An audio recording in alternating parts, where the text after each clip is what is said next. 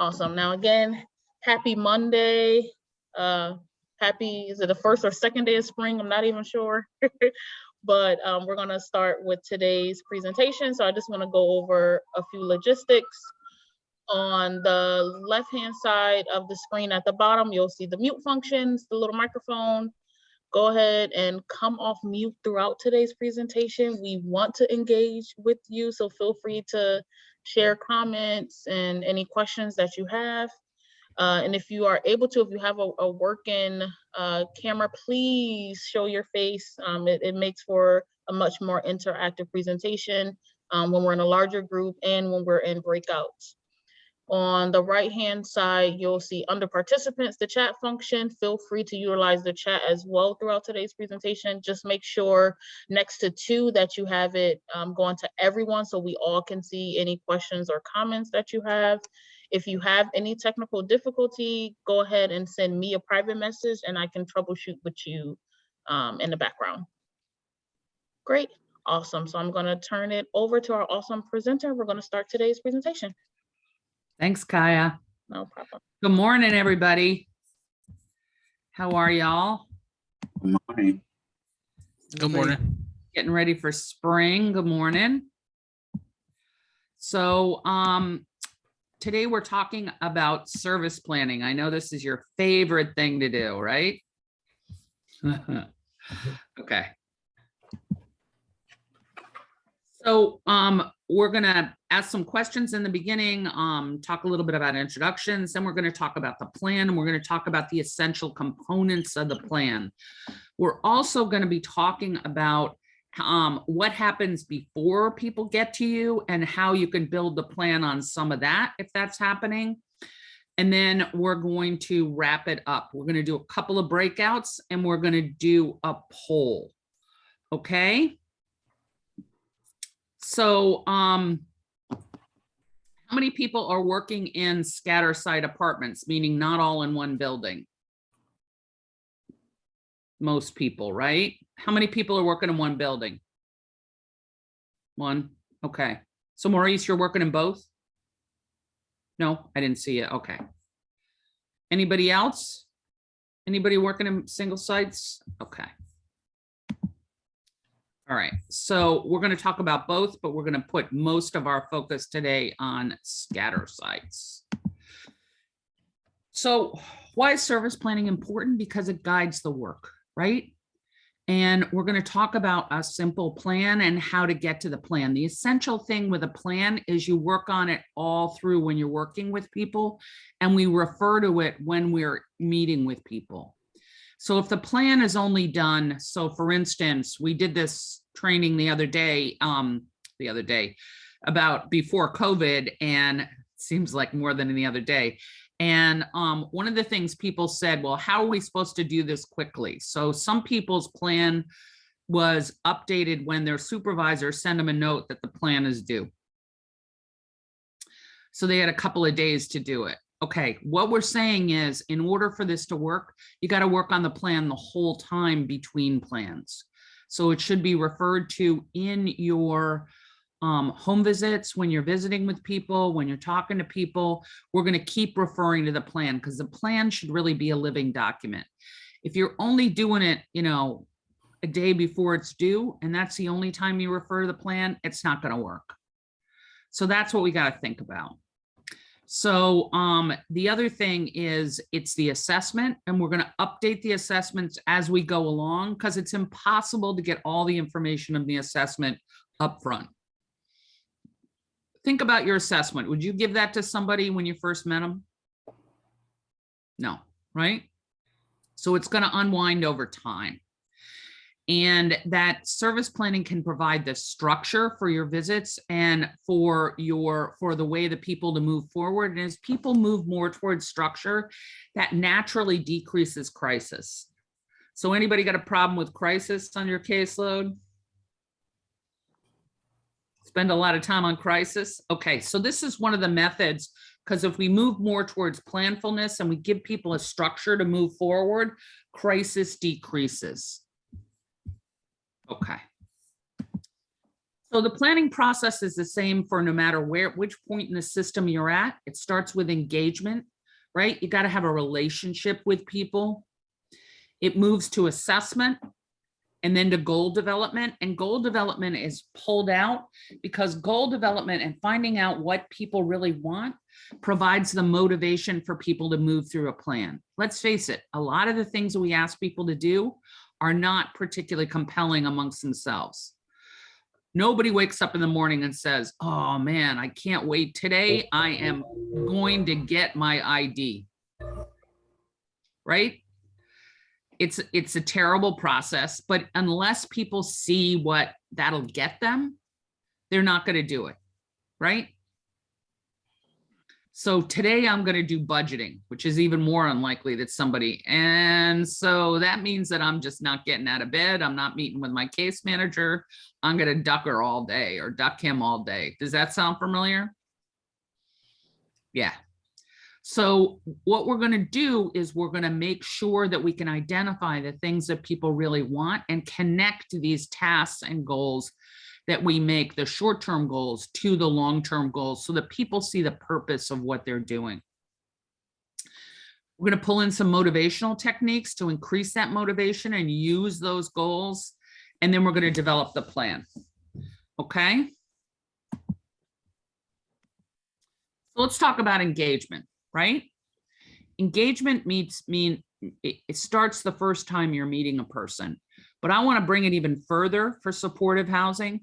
Engagement starts at outreach and at shelters, because shelters and outreach teach people how to work with a case manager and start to engage people. And what we're encouraging is for shelters to meet with the new case manager, the housing case manager, to try to transfer some of that engagement, right? But we're gonna do some engaging with people, and we're gonna talk about that. And it begins the first time you meet them. And it sets the tone for everything you're going to be. And it also talks about what your role is, how you're going to move forward with the person. It's your way of being with the person. So the first thing we want to do is listen to the person's story. And we're listening for several things. We're listening for strengths. We're listening for what went wrong. We're also listening for how people move forward in life and what's important to them. We're going to evaluate them. We're going to assess what they tell us. Actually, if people tell us a story about how they got here, that's usually will fill in most of the assessment. We're going to also ask them how they lived before, because that's going to dictate how they're going to live in housing. So think about it. Somebody lived in a shelter. I'll give you an example. This wasn't Connecticut, though it could have been. It was in Arizona, and these people lived in the desert. Okay, so one guy lived in this desert, and under every tree, which were fairly sparse, he kept a load of stuff. So he had a load of stuff spread all over the desert. Why is it important for you to know that? Anybody? What's that going to predict in housing? If you know that people have a load of stuff and they've spread it all over their area, what are you going to think? They need a big place. Hoarding? Yeah. Hoarding. Hoarding, right? But it's important to know that up front, right? If people have trouble keeping their bed area in a shelter, right? If people are very active socially in the shelter, they play cards with other people, they've always got to deal with somebody else. You know the guy I'm talking about, right? What are you worried about?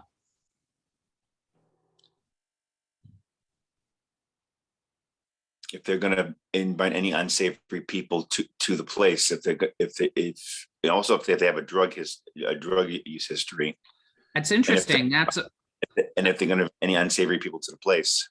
That's a really good point, right? Because those kinds of social skills you do associate with people with drug histories, right? Mm-hmm. So you're going to know something diagnostically. You're going to know, doesn't mean they're absolutely have a drug history, but you're going to take a look at it. You're also suspecting that they may move people in because they're used to that, right?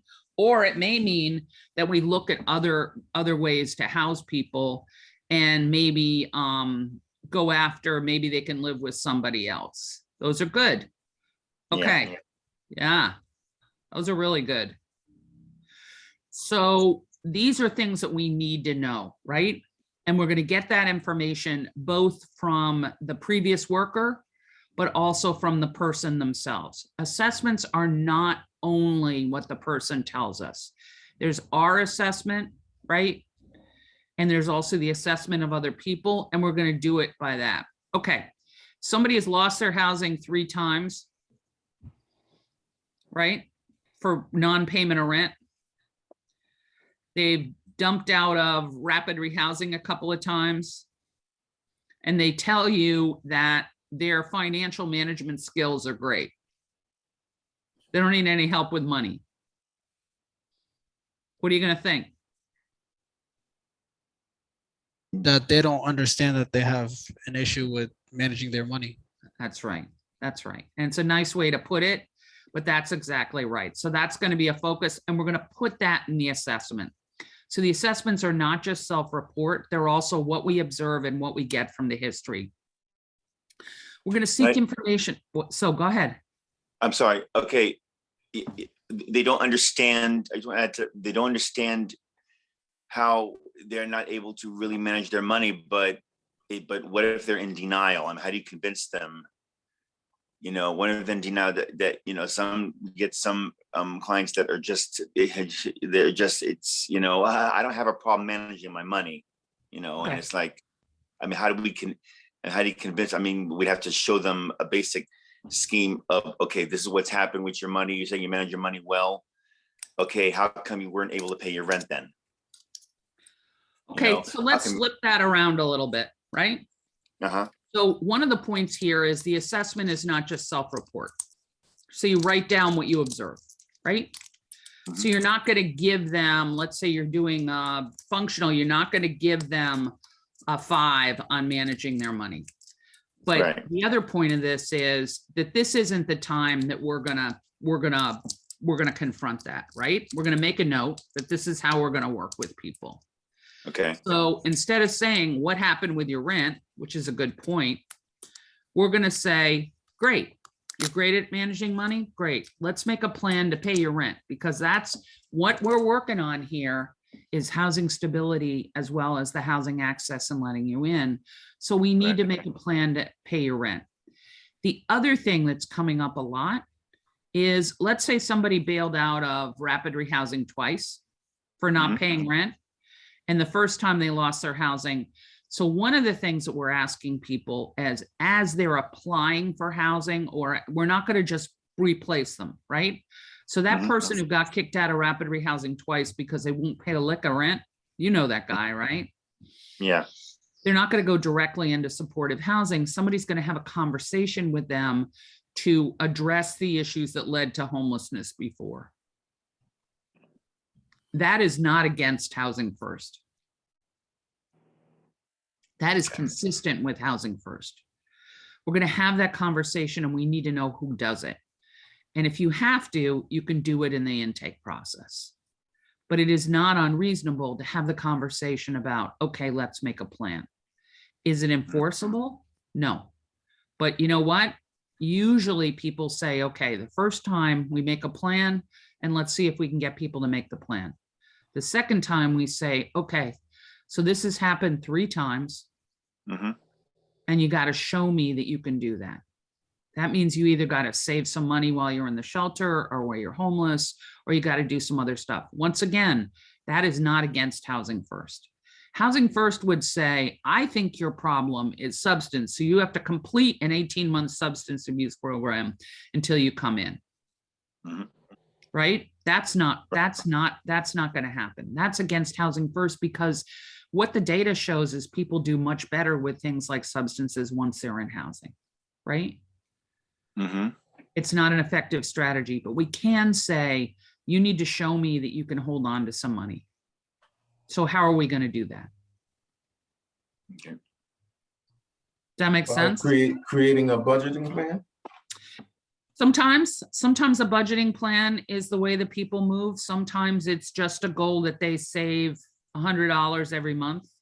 Sometimes it's different things, but you want to address what came up, right? So that if you can also ask people what they're going to do. Sometimes it's putting people on rep payee before they come into supportive housing.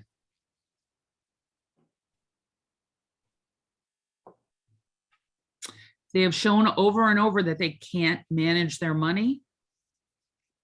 And they have a system, right? Like SSI or SSDI. You can explore things like rep payee. Remember, rep payee can be voluntary. It can also be involuntary. Okay, everybody's dead silent. Does that sound like something you could do? Can Does you that say sound that like again? What is it? rep payee? That's, let's say they get SSI, right? And that they've been evicted twice. They didn't complete rapid rehousing twice, and they've been evicted from their original apartment for this, right? And the last time they were in rapid rehousing, they did a big budgeting plan and people planned to pay the rent, and they still weren't able to do it. You want to explore if we can take over the money or rep payee. We may also set up an account. It may be logistical, right? And maybe they don't know how to write a check or something like that. So we might want to set up an account and they pay the money directly. This is only for SSI, but is this something that you've tried before? It's part of the assessment process, right? Sometimes we're going to do preventive plans. Has anybody ever put somebody on rep payee through a doctor's certificate as opposed to them saying they needed it? No. Is that something you're interested in doing? How many of your people who are on SSI need money management separate from themselves? Anybody got anybody like that? I have a question. Yep. What did you mean through a doctor's certificate? Okay. I think I know what you meant, but I'll you explain it. Thank you. It's usually a psychiatrist, right? They don't take social worker's word, but it's usually a psychiatrist. They have to be licensed. And they say that this person cannot manage their money. And in order to stay housed and stay safe, they need a rep payee. And they write a letter to Social Security. And the person gets put on rep payee. Angela, does that answer your question? Definitely. I thought that's what it was, but definitely answered that. Thank you. Because I've heard a couple of times in Connecticut that people have to be voluntarily on rep payee, and that's really not true. The other thing that people do to manage people's money, and this is a step up from that, is they look at adult protective services for some sort of conservatorship or rep payee. That's a higher standard, but I mean, you can get a psychiatrist to say people can't handle their money, only if people can't handle their money. And the psychiatrists are understandably reluctant to do that because that's a big step to take people's money. But you want to behaviorally set up what you're seeing and why the person is unable to handle their money. Yeah, because I do have clients that are backed up in rent, but they're on SSI. When you talk to them, they tell you that, I can manage my money. I've spoken to them several times. Listen, you're backed up in rent. What can we do? Can we set up some kind of a rep payee for you? No. I can manage my own money. But at the end of the day, I mean, they're not paying the rent. They can't. Yeah. So they're at risk of homelessness because of inability to manage their money, right? And you want to document the things that you've tried. You've tried to talk to them about budgeting. You've tried to talk to them about a system to pay their rent. You've tried to talk to them about other things. You've offered voluntary rep payee, but they're unable to maintain it, right? Okay. Okay.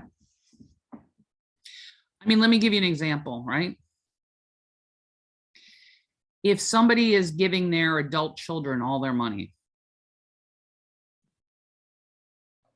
right? depending on the psychological behind that, right? They may be eligible for involuntary rep payee, or maybe that's just the way they decide to handle their money. So that a psychiatrist is going to do an assessment of that, right? If they said, you know what, the reason is because this is what I want to do. This is important to me. They probably won't go on rep payee. If they say, you know, I can't sleep at night, I'm really worried about this, I want them to love me, I can't believe they don't, you know, if the person is unable to make the decision, but if the person is able to prioritize and decide that that's really what they want to do, that's the difference. Person has to be unable to handle their own money, right? So you may still run into a jam up, but it's worth a try. In some cases, right, supportive housing is saying they're not going to take people unless they go on rep payee. Because there is no point in people getting housing and losing it. It's more destructive. Would that would that agree with housing first? I'm very interested in this. It Okay. would. We've got, yes, but we've got to be really careful. So let me tell you a story. Is Housing First in New York City, where it began, right? Run by Pathways to Housing. Every single person was on rep payee. I really disagree with that system. I don't think every single person needs a rep payee. The agency already did it. It did it too. I don't think they all need rep payee. However, if it's a selective system, and they had a psychiatrist on staff, right? But it does agree with Housing First, but we want to be careful about not stomping on people's rights. But we also want to be careful about housing stability. So just because the person is deciding not to pay their money on that, right, doesn't mean they're eligible for rep payee. So, all right, so let's say I live in housing, right? And I'm not paying rent, right? And I'm spending all my money on Kush, okay? I meet with a psychiatrist and I say, I want to get high. It's much more important to me to get high than anything else. I don't really care about housing. The thing I want to do is I am budgeting my money. They're not going to say it like this, but I am using my money to get high. And that's my priority. Would the psychiatrist say this person is unable to handle their money?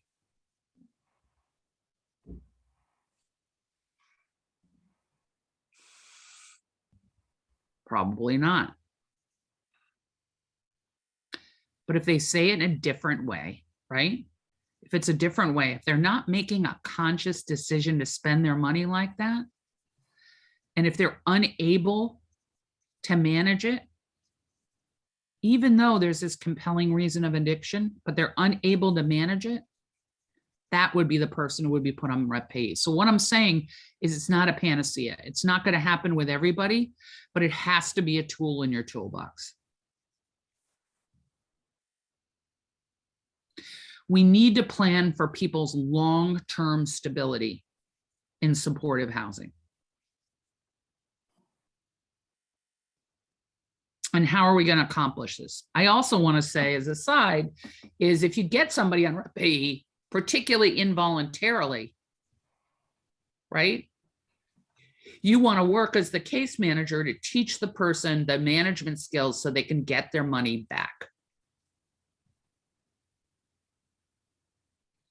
The other question in Connecticut is who's going to manage the money? Who's going to do the rep payee? So that's something to think about. You can also talk to your CANs about, in order to keep somebody stable in housing, it's clear to me that because of the way that they process information or that the way that they're able to handle their money, they cannot maintain their housing without it. But I don't have people who will handle the rep payee. Does that make sense? Yeah.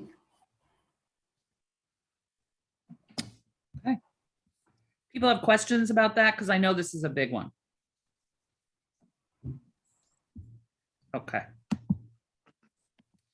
So let's talk about engagement, right?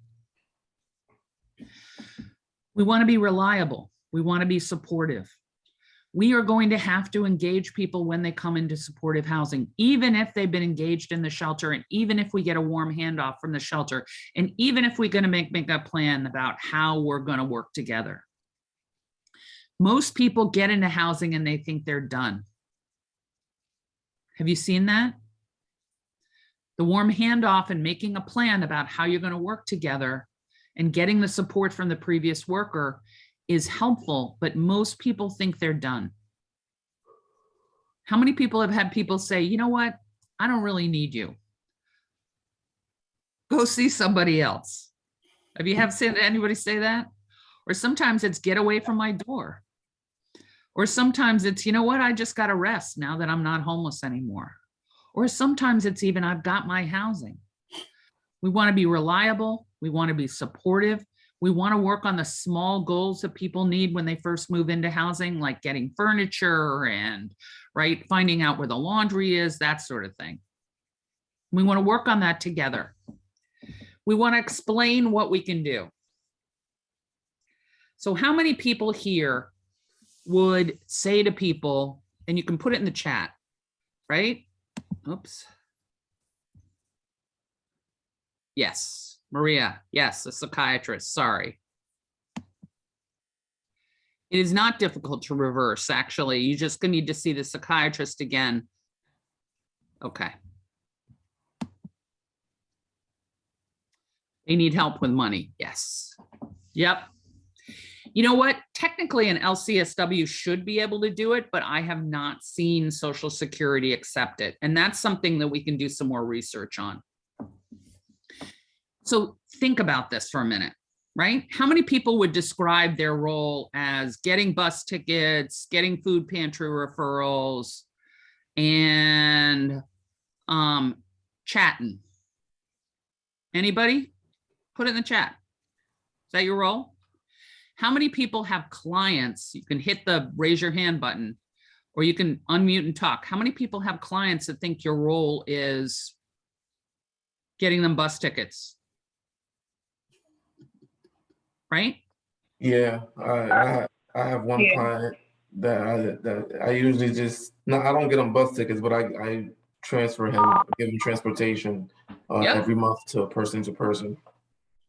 Mm-hmm. So some people need that help, but our job is to get them on a regular program so that it is not a case manager centric service, right? The case manager cannot be the center of their lives. Are there other places that can transport people? Let's figure that out. Can they learn to use the bus system? Let's figure that out. Can they go to the food pantry themselves? Do they need a referral from us? Usually not, right? Let's figure out how we can help people with that, right? So that part of our role is to connect people with resources that can maintain them long-term. I'm not going to say my role is not to drive you there, because that is part of your role initially. But part of my role is to figure out what service will, because you're entitled to these services, and what service can help you with that long-term. So we want to explain to people our roles. We want to explain what we can do together. We want to explain the plan. That's why we want to focus people on what they're doing and how they're moving ahead. The plan is really the goal to your role. Okay? Because otherwise people will default. Oh, this nice person comes to my house. They're going to drive me to my doctor's appointment because I am over the bus. And you may do that a couple of times, but it's not a long-term plan. We're going to keep focusing people on long-term plans. Are you going to be able to drive every one of your clients to the doctor's appointments every time they have one? Then we need to make a plan about how they're going to do that, right? Because these are things they clearly need. So that's what explaining the role is. And you want to explain it in terms you can do, not what you can't. I've seen case managers come in and say, look, I'm not going to drive you every place, Okay, what does that mean? You got to tell them what you are going to do, right? We want to start with what you are going to do. Okay. We also want to listen to people. We want to get them to work together on something, no matter what it is. If they lost all their identification, which is all too common, we're going to work on getting identification back, or we're going to work on getting furniture, or we're going to work on a problem with the landlord. We're going to work on something together, and that's also going to define our role, and it's going to give them the way of being with us. We're always going to connect housing to their long-term goals.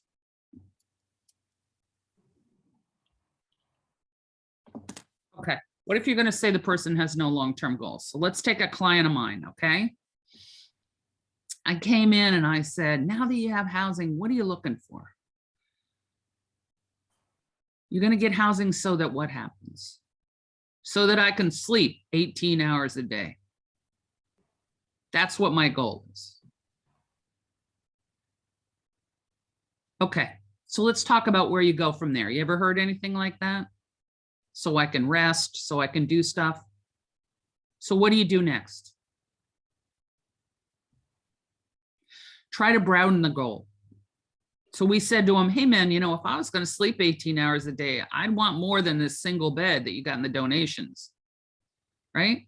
I'd maybe want a big bed to be comfortable because you're sleeping 18 hours a day. That's important. Okay, so let's figure out how long it'll take you to save for a bed on your SSI. Huh. Okay, that's a couple of years. You know, there's a little job that it could get you a little bit more money and then you could get your bed. Let's think about that. So he got his bed and I said, you know, man, if I was going to sleep 18 hours a day, I'd want to do something really good when I woke up. In those 6 hours a day when I was awake, I would want to do something good. So what do you like to do? You like to watch sports. Man, if I like to watch sports, I'd want a big screen TV. Okay, so let's figure out how long that'll take you to get on your SSI. 50 years. Okay. You know, there's another little job you can get. Pretty soon, this poor guy had 3 jobs. He was sleeping probably 6 hours a night, but he had a great apartment and he was happy. We're going to take that goal and we're going to expand it, no matter what the goal is. Does that make sense? I mean, it's not like there were no bumps in the road. There certainly were. How long did it take him to get the big screen TV and the big bed? Took him about 1.5 years. But you know what? He was working on something. And he wasn't getting in trouble. And he wasn't doing other stuff. And he was following his lease. Because you know why? He wanted to keep a roof over that bed's head. So he had another goal. Is this making sense? Housing is a solution to a lot of things that people want. What do people usually want? It usually comes down to money and a date. In Connecticut, and a car. A friend of mine calls it money, a honey, and wheels. How do those connect to housing? Think about it.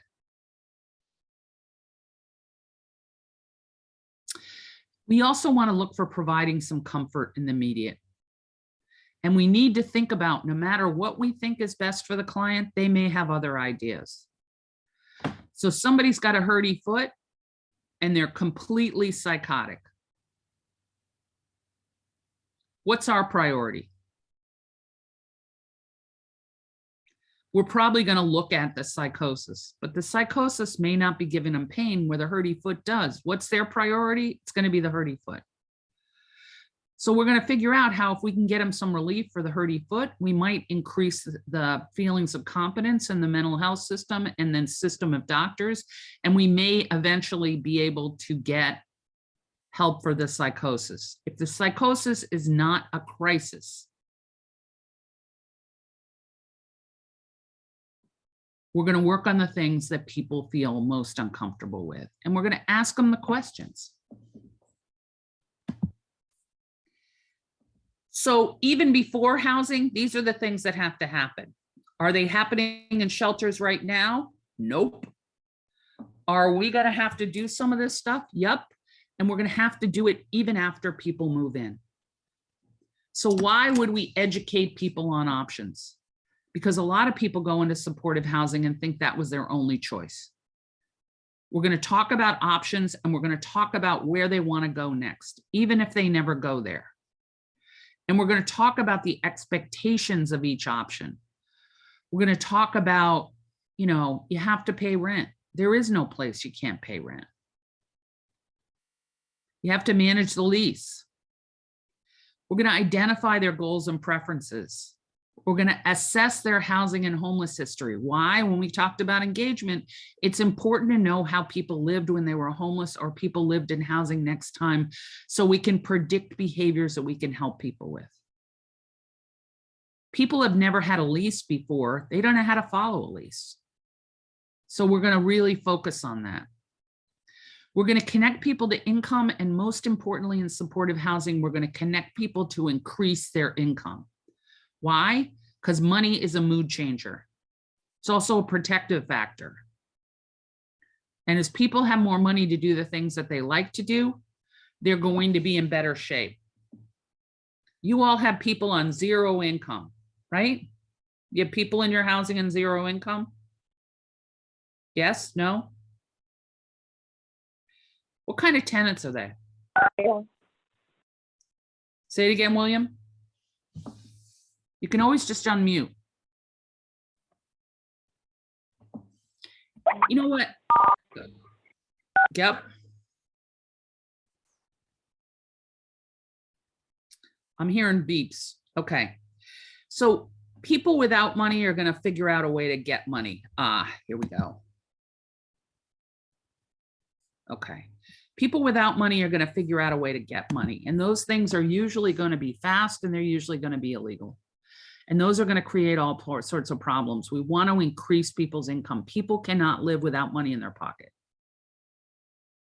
They can't. So we're going to really make a priority to increase people's income. We're going to make sure that people have documents. They may come in with documents and promptly lose them. My suggestion is to give somebody some place to keep their documents at Central so they can find them. We're going to assist people with a housing search before they come in, and we're also going to do that after they come in. We're going to talk about what their other options are, because how do you access another option out of supportive housing? You just develop a tenancy history. Develop a tenancy history, which includes, maintaining your tenancy. Then people can have more access to move out. I will guarantee you that a percentage of your clients think the way to get other housing is to screw up in this housing. But the way to get better housing is to manage this housing and get a history. We're going to develop a housing stabilization plan. We're going to teach tenancy skills all throughout, and we're going to manage the landlord relationship. So the question I have for you is, were you able to work with people before they move in? I'm going to launch a poll.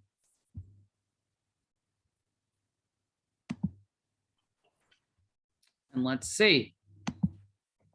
Were you able to work with people? Yes, in the shelter. Yes, only at intake and move in.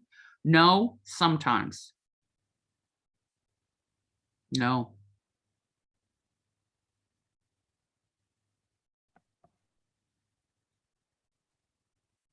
Okay.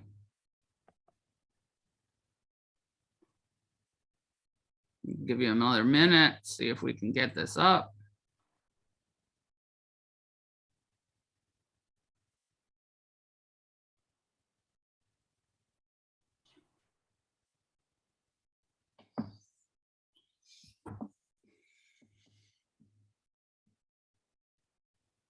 Couple more seconds. Okay. I'm gonna end the poll, and I'm going to share the results. So most people, right, 8 people, were able to work with people in shelters. So that's great. We want to work with them on these pre-housing tasks, right? And know that we're going to have to follow up with them. We also want to work with the shelter about reinforcing these tasks. Some people were only able to work with people at intake and between intake and move-in. So we want to work with people on these tasks and prepare them to keep working with us when they're in. Some people were not able to work with people at all. That means we're going to have to do that as people move in, but we're going to think about these tasks. And some people were able to work with them sometimes. Okay. That's helpful. Thank you.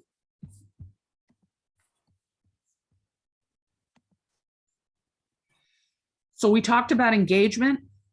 We want people to describe their experiences. Remember, we're looking for competencies, core competencies, what people are good at and what people are struggling with, so we can start to work with them. And then also listening to people sets the tone for collaborative work to work towards the future. We're going to develop a working relationship, which means we both contribute to this process. It's going to further help define our role, which is going to help. And it's going to identify the things that people want. We're going to do the goal setting stuff. Small goals are appropriate from the start. You can continue to work on small goals, but it's important to develop those long-term goals, the things that people really want, so that we can connect the small goals to them so they can maintain motivation. As people begin to accomplish small goals, they feel confident in their own ability. As people feel more competent and confident, they're more likely to try things. If you have people who say, I can't do this, we want to be able to point out where they have done something similar in the past and being able to do it, and get them to tell us the story about how they did it. We also want to work on the not case management centric things that they've been able to do. You've been able to do this without me. Let's talk about how you did this. We want to build that motivation for the home, and we want to keep connecting the goals to it, but we want to also bring up people's feelings of confidence and competence so that they're willing to try.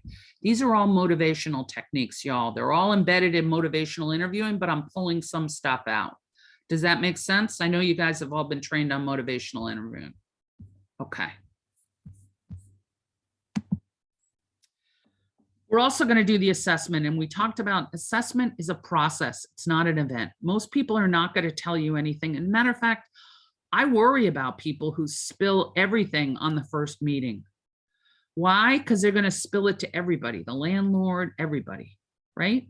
People don't have to tell their whole histories in the beginning. We're going to get what we can, and then we're going to refine it over time. So it's a working document. We're going to, as people experience challenges and increase their skills, the assessment is going to deepen and will change. We want to be able to update the assessment. I realize your assessment is really long, but we want to be able to update it without doing the whole thing all over again. Can everybody do that? Yes? Okay. So updating it is really important. And I will tell you frankly that if people have to redo the entire assessment, they're not going to do it. So we want to be able to update it and the key elements that people tell us. We also want to pay attention to our own observations, our own consultation, our own conversation, and our own skills to help people move through this process. Assessment is not only self-report. It's also what you're seeing. We want to pay particular attention to people's housing history, where they've lived before, who did they live with, what was their role in that place, did they ever have experience as a leaseholder? Because this is going to give us a clue about the remedial skills that people need. We want to talk about what they accomplished in their last housing. What were they responsible for? We want to talk about what worked and what didn't work. Even if the housing didn't work for them, we want to acknowledge that really didn't work for you. Was there anything you liked? Sometimes it's as concrete as a shower, but we're going to pin some stuff on that. We also want to know what person's homeless history was. We're going to know what caused their initial episode of homelessness or their latest episode of homelessness. And remember that especially the initial episode is usually a trauma. People may want to take some time telling you this. That's okay. As you get it over time, that's okay. You want to know how long they were homeless, right? They say it takes about 3 months to develop a habit. People oftentimes, when they're in supportive housing, still deal with issues the same way they would deal with them when they're homeless. But housing is a different structure. So we want to know how they lived when they were homeless, how long they were homeless, because then things will be more set. We want to know where their places stayed. We want to know what their routine is. And I want to really emphasize this. When people are homeless, they're busy and they often have no idea what to do with their time once they get into housing. Are you seeing that? Sometimes they turn night into day. Sometimes they, just start all sorts of things. Sometimes they move people in. The quiet is deafening to them. We want to figure out what people can do to replicate some of the things that they enjoyed when they're homeless. Anything from playing cards to collecting cans, and how they can do that in a way that's helps them stay in housing. By the way, can collecting is a big issue for a lot of landlords. We also want to know what supports they had when they were homeless. Being homeless doesn't mean you don't have supports. It means you might not have supports with resources to spare. And that once people get housing, they may have more resources than anybody else in their community. So we want to know what they did, who their supports were, so we can start to make a plan about how they deal with those supports. Also remember that homelessness is a barter economy. You help me, I'll help you. And that's what leads to a lot of the moving people in. That and abject loneliness.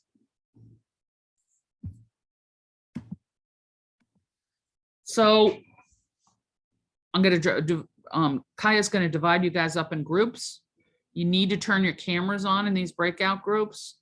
And what kind of housing and homeless histories are you seeing? Do people you work with have experience as leaseholders? What kind of roles do people have when they're homeless? And how does the housing process connect to people's personal goals? So hold on a sec. I am going to put these in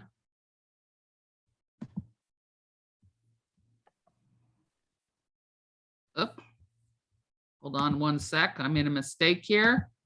I am going to pull this up.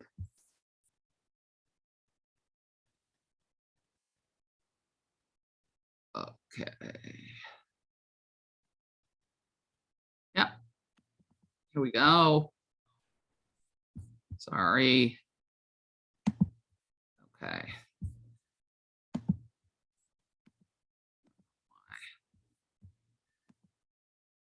Why this doesn't work. There it is. Okay. Sorry about that snafu.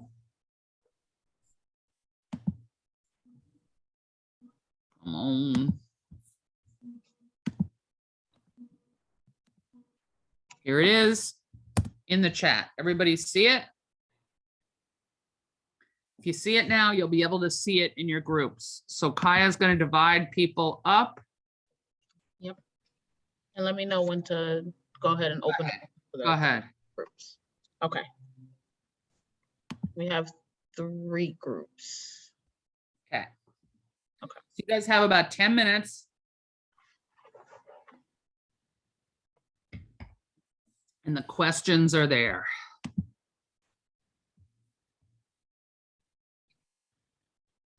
See them? If you have problems, just come back to the main group. Somebody in your group will be able to pull them up on the chat. I know people have had problems with that, particularly if you're on a phone. You've got to affirmatively select it. Luz, if you want, you can stay with us. Yeah.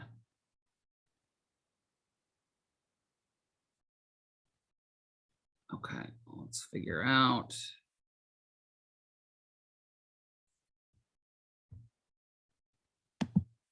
Okay, that was a miracle.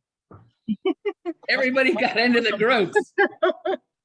I have to make a call to a stubborn. That's the thing I forget.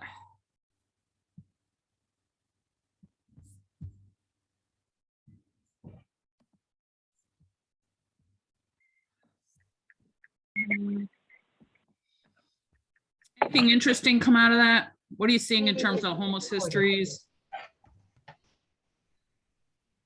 Anyone want to talk about it? Yeah, I'll just say, sometimes, like, some people, even though they have their housing, they'll still act like they're homeless. They'll still be out in the streets. It's just I guess the habit that they're just, you know, have to get over when it comes to, you know, being in a new housing, especially if they're used to being in the street for so long. Like you said, people will have everything with them, like hoarding. So Yeah. that's a history that I think that, you know, I do see that a lot. So that it's new rules for people, right? They had different rules when they were in the shelter. It's new rules for people. So that, are most of these people from the shelter? Or are they from the streets? Where are they from? Well, I work in permanent housing, so right now they're in permanent housing. Right, but where do they come from? Oh, in the streets. Yeah. Yeah. So one of the things is that in the streets, you can only keep as much stuff as you can carry, right? You usually can't leave a whole lot of stuff. So one of the things that we've had good luck with is switching around the hoarding thing, is giving people containers and telling them the limit is the containers. When they see this big room, they think they can fill it up, but we give them something else to fill up. Sometimes that helps. But that's a really important thing that you were talking about, because we want to make sure that that people can make that adjustment, and people do the things they're familiar with. That's a really important thing.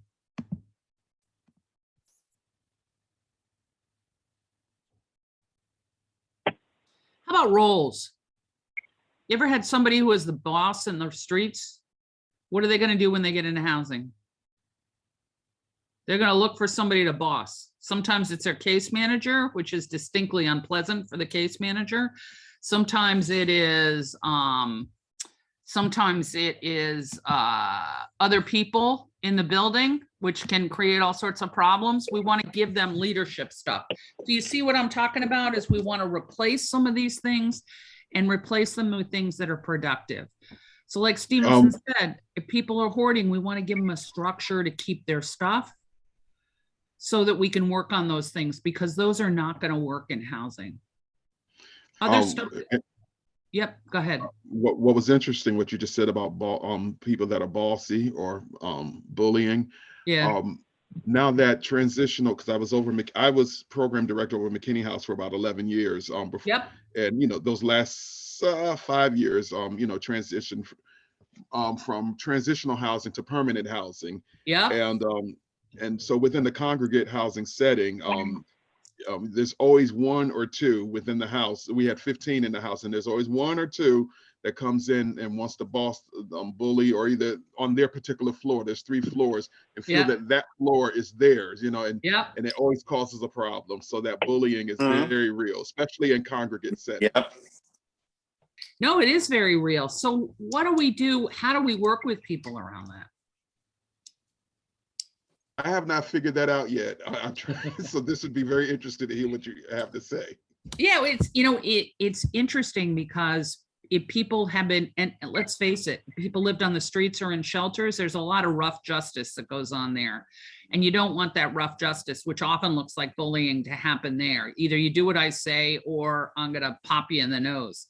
So one of the things that we've done is both taught people how to talk to other people and how to negotiate things, but we've also given people other opportunities where they can be in charge, right? So it might be a group in the house, it might be outside. We've actually turned a lot of people into, we had an advocacy committee where people started to advocate for the things that they wanted outside the building. Gotten people on the continuum of care list, those sorts of things. I mean, clearly, if they're that bossy, they've got some organizational skills, and we try to help them increase those organizational skills in a way that satisfies them. But at the same time, being in charge of your floor, there's a certain amount of satisfaction with that, and we have to interrupt that process. So we interrupt the process of them being in charge of the floor by lending our strength to the other people on the floor in floor meetings, that sort of stuff. And then we help people look for other opportunities where they can be in charge, but also teach them how to appropriately be in charge. It's a longer process. But we got to shut down that bullying stuff. Can I just say something? The Yep. crazy thing is, I'm sorry? Yeah, go ahead. Yeah, the sad thing is that we have these floor meetings and the person doing the bullying doesn't show up to like contribute. Okay. So there's no, That's okay. So then we have to deal with that person separately. So We do have to deal with that person separately, but you're right, Steve. But the thing about housing and particularly congregate housing is they're like a small town. So working with other people to increase their level of control on the floor, we'll get back to this person eventually and probably pretty quickly. So they'll get the message from the other clients, which is oftentimes almost good. Don't worry too much if they're not showing up. Believe me, they'll hear about it. So I don't worry if people don't show up for these floor meetings, but we help other people increase their strength in that. And that oftentimes brings the other people into the meetings. I feel like that might need to be a consistent thing with the other people outside of the so-called self-proclaimed alpha, because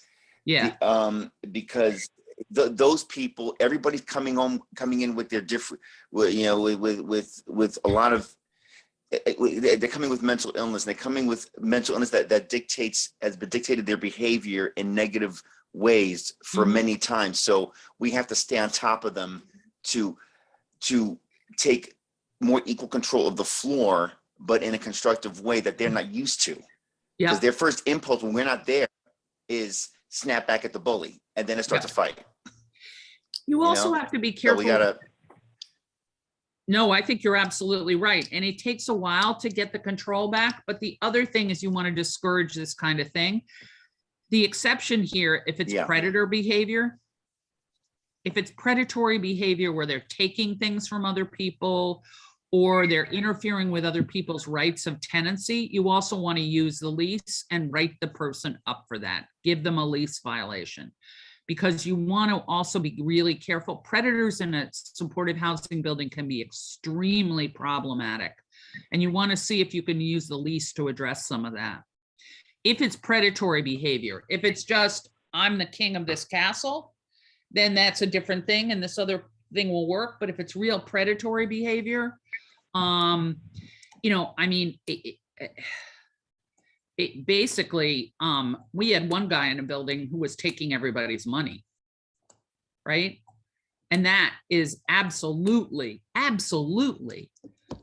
unacceptable. And we actually moved on lease violations as well as the other stuff. So you want to do it on a couple of things, but you want to discourage this kind of bullying or pushy behavior and try to get it more even. And you're right, you do it. It takes some work with people in order to confront that behavior, but we also want to confront the behavior directly. It's a really good point, because sometimes people are really out of control. Do you feel that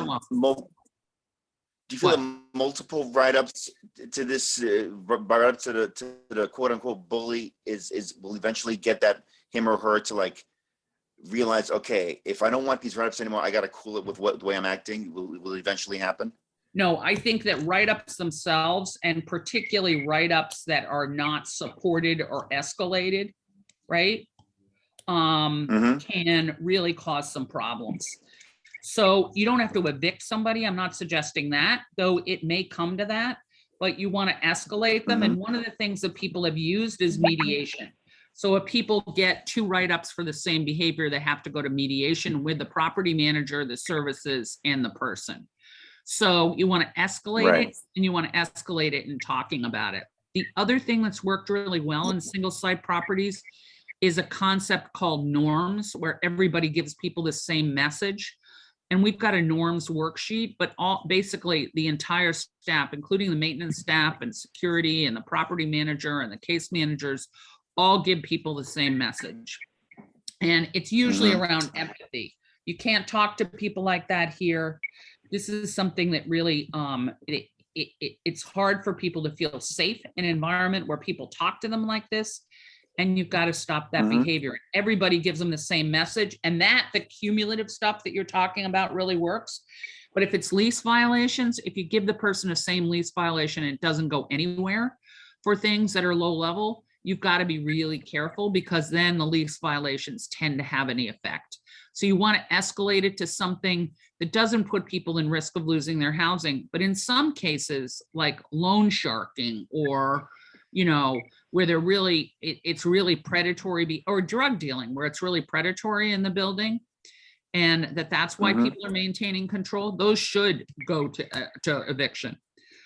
So you want to make sure you're working with a property management around that, but you want to deploy a lot of things to discourage that sort of nuisance behavior.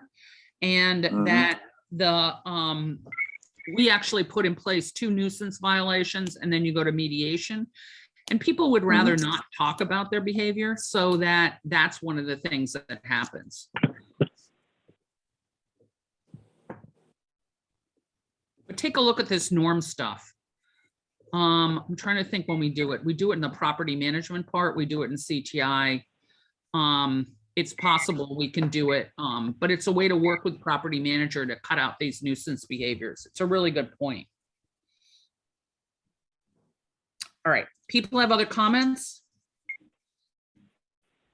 Okay. I'm sorry, I just got one more comment. Great. In terms of mediation, okay, the person may not want to talk about the problem, they may want to talk about the issue, but when they do, we can't guarantee that they're telling us the whole truth, or even the truth at all, when they're telling their side. So, I mean, how can we? Okay. How can we figure? It's not. The idea is it's confronting the behavior in a more structured way, and it discourages people from engaging in that behavior. And you want to, that's really the point. That's the point in norms too. But you also want to be clear about what the rules are, and that you will continue to enforce these rules. So people get the message. Are they going to lie to you and say, these people are all lying on me, I'm not doing any of this stuff? Then you want to ask them the question about why do you think people are complaining about this? Why would they be doing this? And you want to have the conversation, but the most important thing is the conversation, which discourages the behavior. People don't want to focus things on that behavior, right? Right. Okay. So it's a consequence in on itself. And that people should know that if they continue to do that behavior, continue to meet with them. At some point, you may want to escalate it. If the behavior doesn't change, you may want to escalate it, because people cannot, predators in supportive housing, and you're right, we have a lot of vulnerable people, and we can't tolerate predators. And being predators is basically illegal.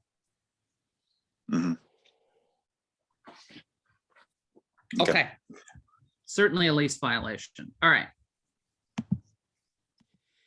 We also want to know people's housing preferences. So the question is going to be here, why do we want to know people's housing preferences when they are in supportive housing? Because a lot of people, what's their level of satisfaction with your supportive housing? How many people say, I love this, I want to live there for the rest of my life? Most people have other dreams as far as housing is concerned, and getting people on a path where they establish a tenancy history and they get the information together to move on can actually be a real stabilizing force. So you want to know what their preferences are. Most people will not say they chose your housing. Most people will say that they were assigned to your housing. That's a very big difference. And the preferences also reinforce what they have. So this is a preferences worksheet. I think I've got it right here. Yep. I can also pull it up. That might be a better one. There we go.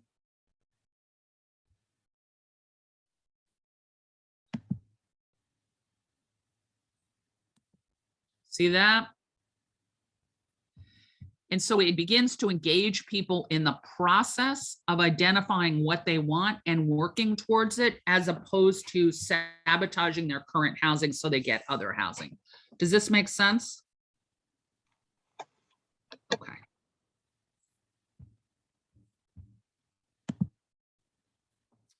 Okie dokie. We want to make sure that people understand the obligations of the lease. And the Connecticut Coalition actually has a PowerPoint on plain language leases. People don't usually read their leases. These are the key elements in the lease. Allowing other tenants peaceful enjoyment of their homes. What does that mean? Everybody has equal rights to tenancy, and they have the same rights that anybody else has. So the person who wants, I don't know, we had somebody in one of our buildings who felt like all mentally ill people should be locked in their rooms at 8 o'clock at night. They were not considering themselves mentally ill, and they felt like other people should be locked up. Okay, well, the truth is we need to allow people peaceful enjoyment, and people have the same rights that they do. So every rule has to apply to everybody.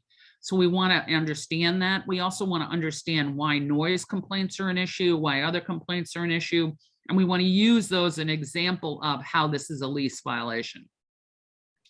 People need to make required rent payments on time. We want to explain people to that. Many people feel like the landlord or the property manager in single site are rich and they don't need their money. They need their money more.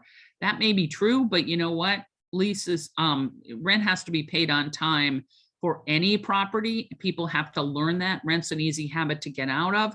And the truth is that, yes, the landlord and the property manager have more money than they do, but they still need this money to keep their lights on. What's keeping a unit free of health and safety hazards? Sometimes we need to really structure that for people. The example is giving people, you know, bins to put their stuff in so they understand how much stuff they can have. Other people, we can use the, you know, there have to be at least 3-foot paths through the room. There have to be egress. There have to be 2 means of egress. They can't block windows.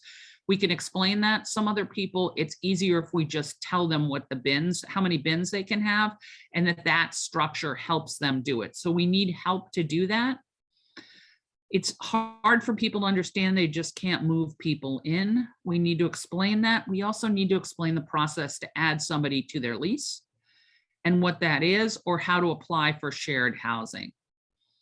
Criminal activity, we need to be specific, what that means, why that's a problem.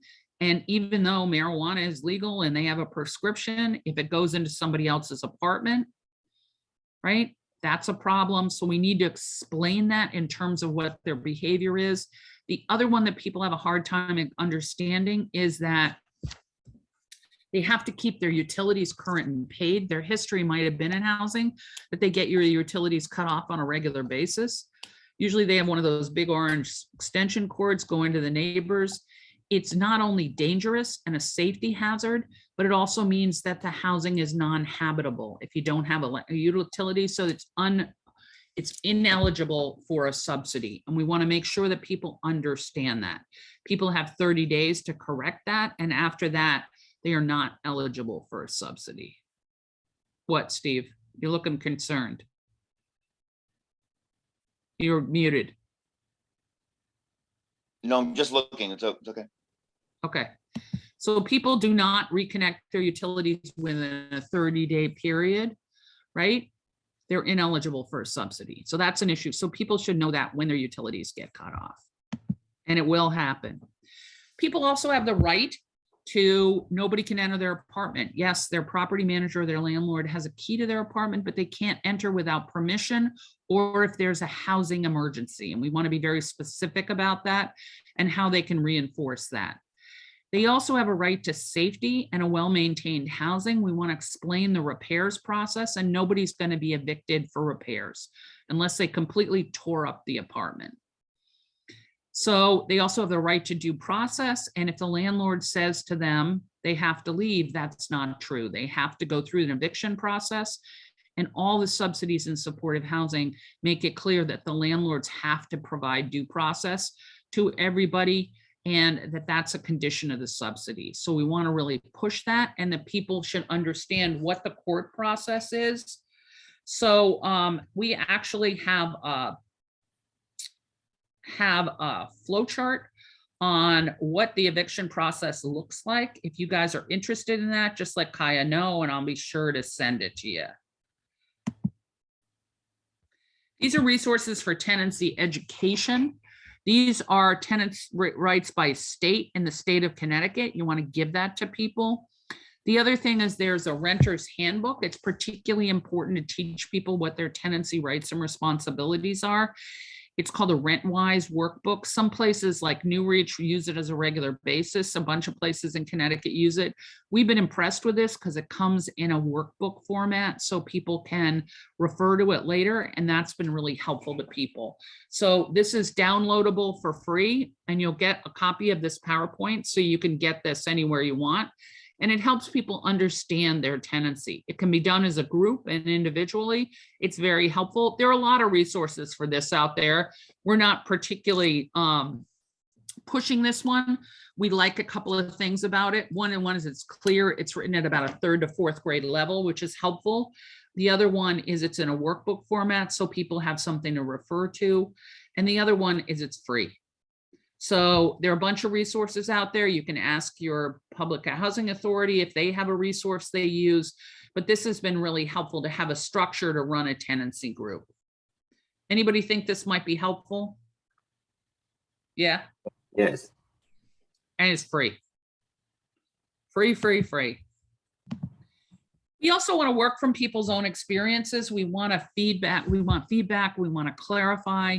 We want to make sure that we're setting goals because these are the things that provide people motivation to get through the details they need to do to maintain housing. We want to listen to the person's perception of past successes because we want to build things on competency and confidence. And we want to list their strengths so that people can identify them. Most people focus on what they've done wrong. I know I do. Most of us do, and most of the tenants do. We want to really help people focus on what they're good at so they can have an idea about how to move forward. We want to ask them the so that question. You know, what would they like their life to look like? Sometimes that's hard for people to talk about. We want people to reflect. How we do that usually is what they would like their life to look at is say, now you've got housing, so that what? What's housing going to do for you? We want to ask them that question to identify those long-term goals. We want to reflect on what worked in the past. We want to magnify the strengths.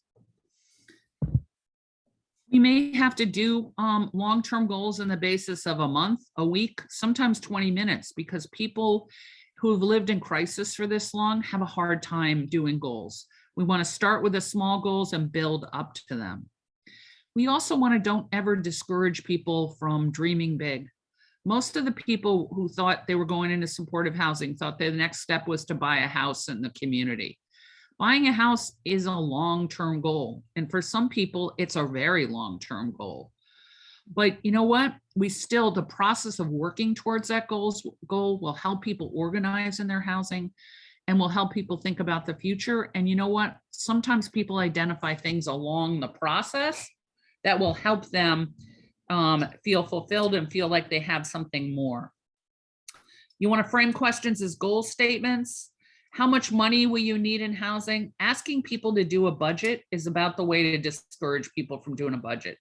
People see budgeting as the way the case manager takes money away from them or tells them not to spend their money on silly things. So if we ask people how much money they need in order to manage in housing, we can ask them then how they're going to get to that goal. Don't be discouraged if people say, I need $100,000. Great. A big goal is a big help, right? We're not going to say we're not going to get there. We are going to say that we're going to reach there by one step at a time. And that's what we're going to do. We're going to also identify what's negotiable and what's not. I've had a client say, you know what I want? I want a house that doesn't pay rent, where you don't have to pay rent. You know what? I really don't know about that. I really don't know if there's anything like that. I think that, first of all, you always pay something.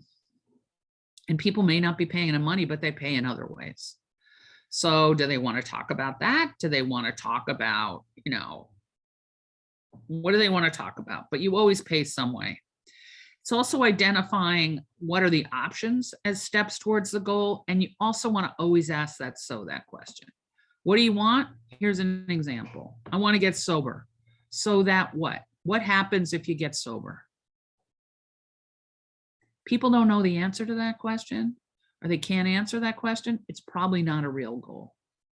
I want to get sober so that I get my kids back. I want to get sober so that I can get a job. Those are all good reasons, and we can connect the process of getting sober to that.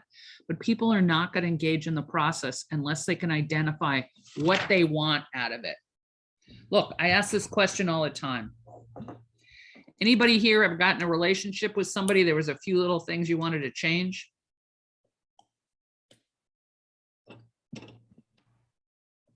Doesn't have to be a love relationship. It can be any relationship. There are a few little things you wanted to change. So you get in a relationship with somebody. How'd that work out for you? Did they change those things immediately when you got in a relationship with them? No. No. You know what? It's not going to happen with your clients either. It's a relationship, just like anything else. People have got to be able to identify the reasons they want to change behavior. And that's what the so that is after. So I'm going to break you guys up in groups again. Let's see if I can get this right this time. Okay. So what you're going to do is you are going to share examples of clients who have a goal and then try out the so that principle. So my goal is I want to get sober. My goal is I want to eat healthy. You can also do it for your own goals. You can do a case manager, like how you want to live your life, but don't pick things overly personal. Remember, you work with all these people. So things like, I want to eat healthy, so that what happens, and see what people's reactions are. Okay, does everybody see this in the chat box? Okay. So let's break people up in groups. Okay, Kaya. We're going to give people 9 minutes because then it's a. You want different, mix it up, or the Nope. same? Same groups are fine. Okay.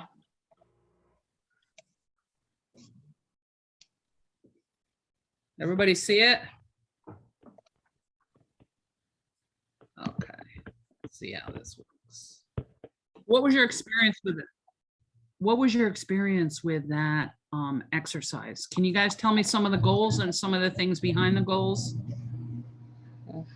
What goals did you talk about? One goal I said was I want to get my ID because it expired, and so that Okay. way I can get a job. Okay, so getting a job is a good reason that you'd go through the awful process of getting an ID, right? That's a good one.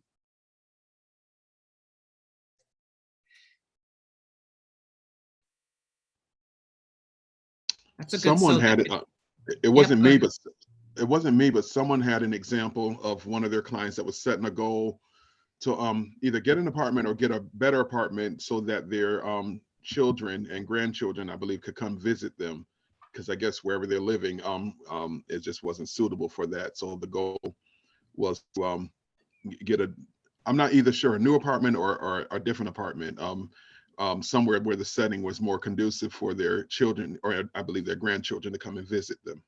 Angela, how motivated do you think that person's going to be to get that apartment? I'm not sure. I'm not the one that presented that. So I'm not sure if the person that presented it wants to speak up and maybe clarify. But that's a what I really was good saying. reason to get the apartment, right? That's I a would really think good so. reason to work on following the lease, getting a rental history, cleaning up their credit. Those are really good reasons to do that, because that's what they're going to need to get this new apartment, right? And those Correct. are all things that'll help them maintain housing. That's a great one. Did it feel different? Is this something you do anyway? Yeah, okay. A lot of people do this anyway, but we don't do it consistently. And I think if we do it consistently, it's going to give us the motivation, right? It's going to give us the motivation that people need in order to address some of these problems in housing. And to start working on these goals. Anybody else have comments about this? No? Okay. So you also want to clarify the role of the worker. What's the worker going to do in this specific goal, on these specific tasks? You want to make sure that people know what are the options. A lot of times the goals are housing options. You want to also have a conversation with people about how much they're going to have to increase their income in order to do that, or in order to stabilize in housing. And then you want to talk about what the process is to move towards these goals and the timeline. So we're going to limit the areas of interaction and intervention when we're doing the focused service planning. We're going to focus on the most pressing needs that impact housing, access, and retention. So we're going to have these long-term goals like buying a house or getting a better house for your grandchildren to visit or getting a job, which are long-term goals, but we're going to use the things through the lens of housing to get them there. That's going to help them stabilize in housing and also help them reach those goals. But we're going to identify those big things that, and housing stability is attached to a lot of things, including employment. We want to relate everything to their long-term goals. This is going to help you move towards employment because it's going to help you stabilize your housing. We're aware that this does not always go in a straight line. Sometimes people need to take a couple of steps back. That's okay. People can take the wrong path sometimes, the path that they identify. Then we're going to reframe it and we're going to help people move forward.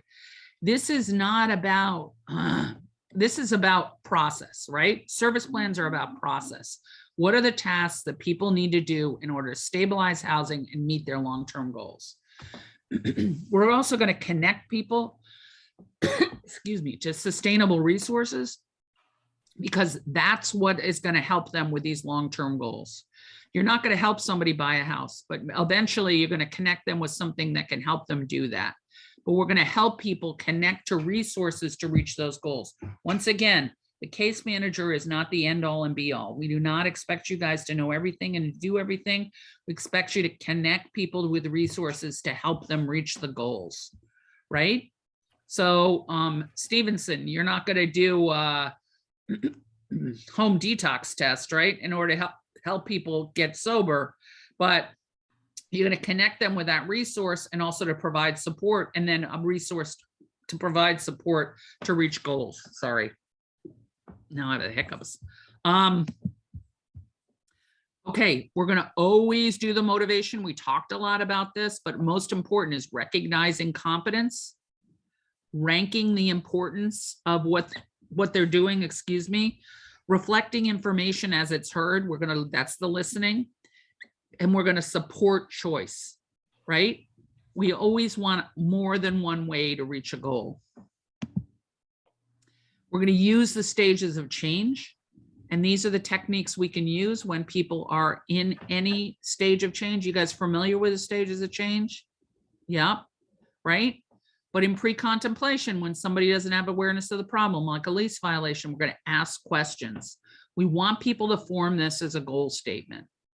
Pros and cons, options. We're going to move through the stages of change. And finally, we're going to do a handoff to whatever housing they get, because that's a common goal.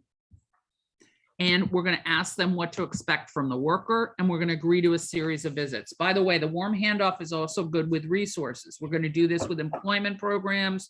We're going to do this with all sorts of create a plan about how people are going to use those workers.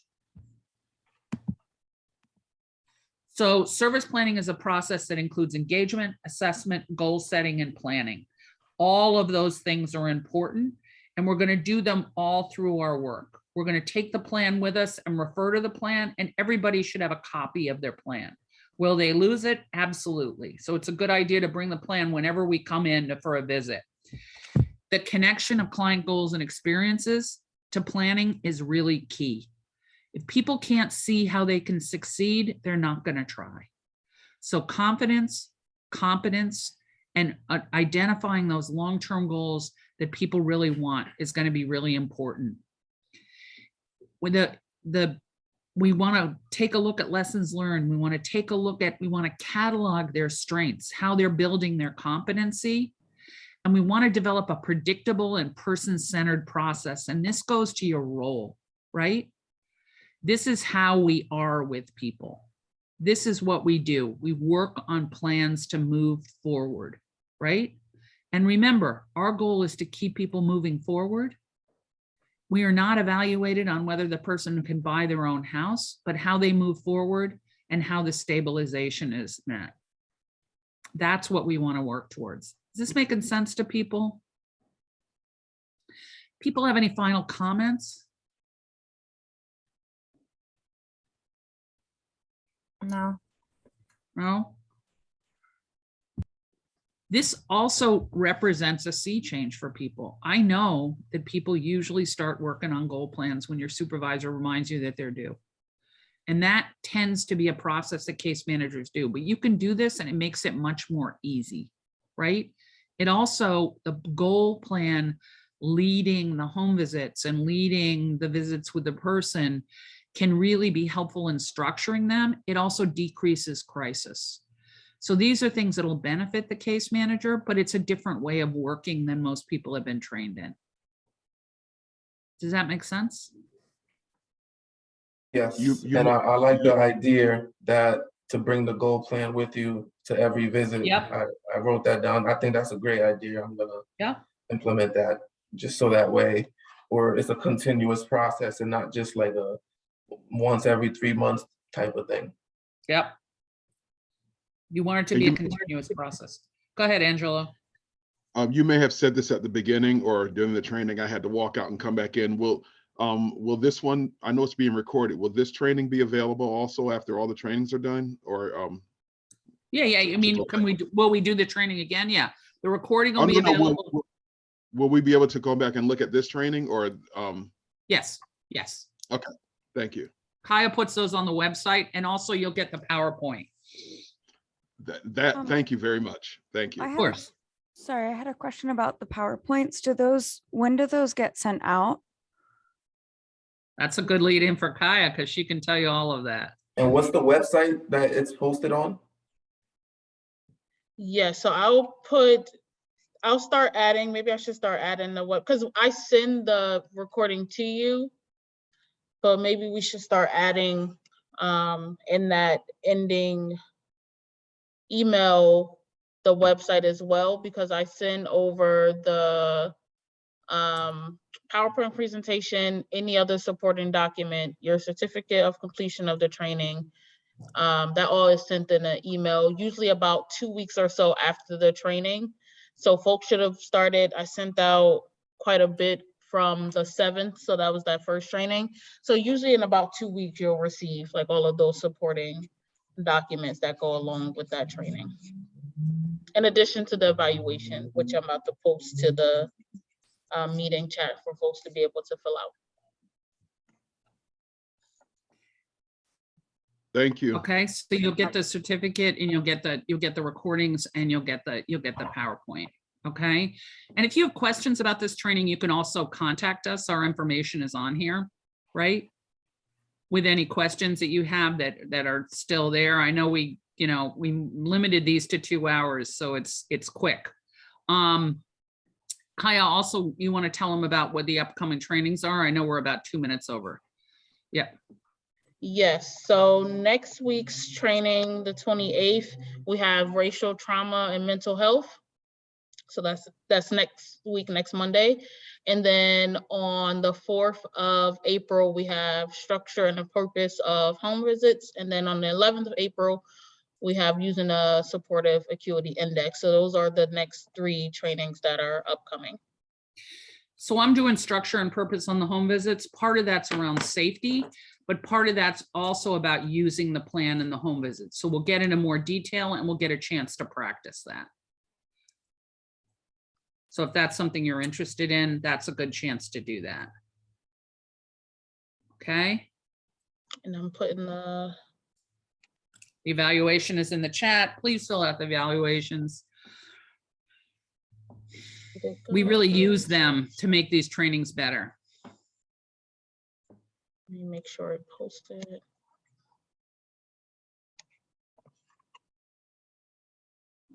Here we go.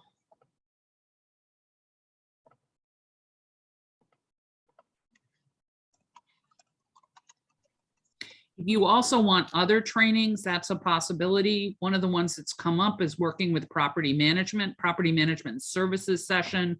The other one that's come up, I know in these sessions, is perhaps a moving on session about how to design your program so that people can move on from supportive housing. Because everybody wants a life after case management, right?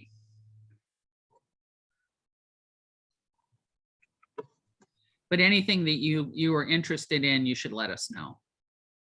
And if you have stuff now, you feel free to say them. I want to say that we're a little behind 12, and if people need to leave, that's fine. Please fill out the evaluations. They'll also be emailed to you. And but if you want to stay on and ask a couple of questions, that's fine with me too, but you don't have to. I was just going to say, I'm definitely interested in any training you would have in working with property management. That would be great. I bet. Talk about that a minute, Angelo, can you? About what sort of issues are coming up?